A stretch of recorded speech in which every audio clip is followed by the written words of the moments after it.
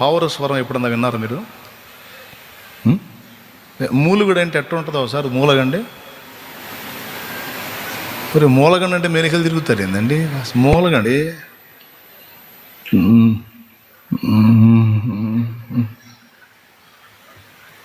పావుర స్వరాన్ని విన్నారా?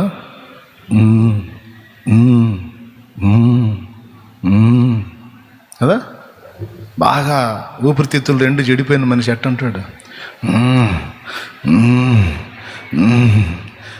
కదా, బాగా శరీరం వీక్ అయిపోయి చలి జ్వరం వచ్చినోడు అంతేనట ఆహా ఓహో అంటాడా? ఎట్లా అంటాడు? బాగా చలి జ్వరం వచ్చి అంటాడు. పావురం మూలుగుడు మీరు వినండి, అంతే ఉంటుంది.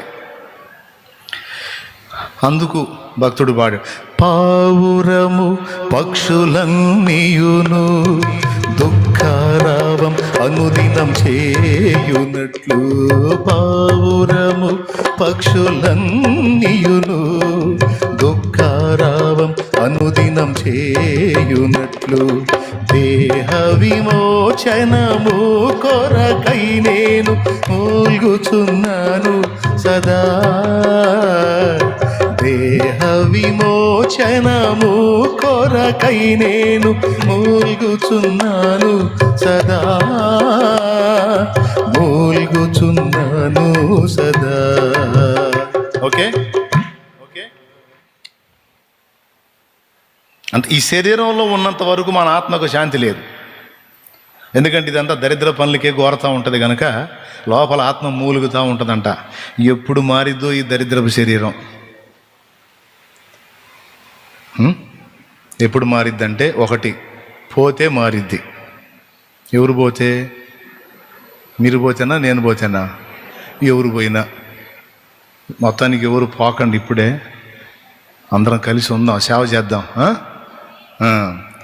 పోతే అప్పుడు ఈ మట్టి శరీరం, ఈ మలిన శరీరం పోయి ఆ మహిమ శరీరం, ఆ పరలోకం నుండి వచ్చే ఆ నివాసం ఈ ఆత్మ ధరించుకుంటుంది.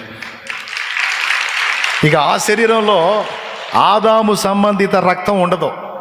అది ఈ శరీరంలో